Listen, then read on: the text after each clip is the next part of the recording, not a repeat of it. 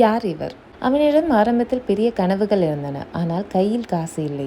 அவனது தந்தை ஒரு நாடோடி வியாபாரி. அடிக்கடி காணாமல் போயிடுவார். குடும்பத்தின் வறுமையை சமாளிக்க அந்த சிறுவன் சிறுவயதிலேயே வேலைக்கு சென்றான். அண்டை வீட்டார் வளர்க்கும் வான்கோள்களுக்கு தீவனம் வைப்பது, காடுகளிலிருந்து உருளைக்கிழங்குகளை சேகரிப்பது என தன் பிஞ்சு கைகளால் உழைக்கத் தொடங்கினான். ஆனால் அந்த சிறுவனிடம் ஒரு பழக்கம் இருந்தது.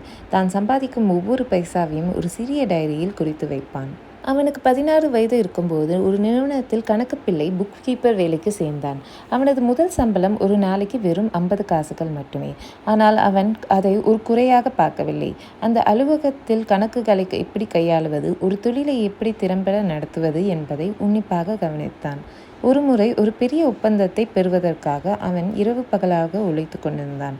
அவனது முதலாளிகளே வியக்கும் வண்ணம் மிக துல்லியமாக கணக்குகளை சமர்ப்பித்தான்.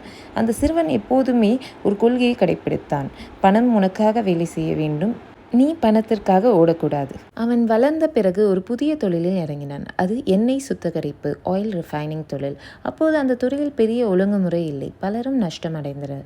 ஆனால் இந்த மனிதன் மற்றவர்கள் கழிவு என்று தூக்கி எறிந்த பொருட்களிலிருந்து லாபம் ஈட்டும் வழிகளை கண்டுபிடித்தான். தனது போட்டியாளர்களை பகைத்துக் கொள்வதற்கு பதில் அவர்களை தன்னோடு இணைத்து கொண்டு ஒரு மாபெரும் சாம்ராஜ்யத்தை உருவாக்கினான். அமெரிக்காவின் வரலாற்றிலே ஏன் உலக வரலாற்றிலே முதலாக பில்லியனர் என்ற அந்தஸ்தை பெற்ற அந்த மனிதர் யார் தெரியுமா? அவர்தான் John D Rockefeller. Standard Oil நிறுவனத்தின் மூலம் உலகையே தன் பக்கம் திரும்ப செய்தவர். இன்று நாம் பயன்படுத்தும் பல நவீன வணிக யுக்திகளுக்கு அடித்தளமிட்டவர் இவர்தான். வெறுமனே 50 காசு சம்பளத்துக்கு வேலைக்கு சேர்ந்த ஒரு சிறுவன் விடாமுயற்சியில் உலகின் 90% எண்ணெய் வணிகத்தை கட்டுப்படுத்தும் நிலைக்கு உயர்ந்தான். அவர் சம்பாதித்த பணத்தில் பெரும் பகுதியை கல்வி மற்றும் மருத்துவ ஆராய்ச்சிக்காக ராக்கஃபெல்லர் ஃபவுண்டேஷன் மூலமாக தானம் செய்தார். பெரிய விஷயங்களை சாதிக்க விரும்புவர் சிறிய விஷயங்களில் மிக துல்லியமாக இருக்க வேண்டும்.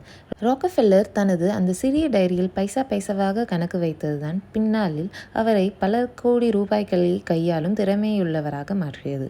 உங்கள் கையில் இன்று இருக்கும் சிறிய வாய்ப்புகளை அலட்சியப்படுத்தாதீர்கள். அதுவே உங்கள் சாம்ராஜ்யத்துக்கான முதல் கல். இந்த கதை உங்களுக்கு பிடித்திருந்தால் உங்கள் நண்பர்களுக்கு பகிருங்கள். அடுத்த வீடியோவில் சந்திப்போம். நன்றி.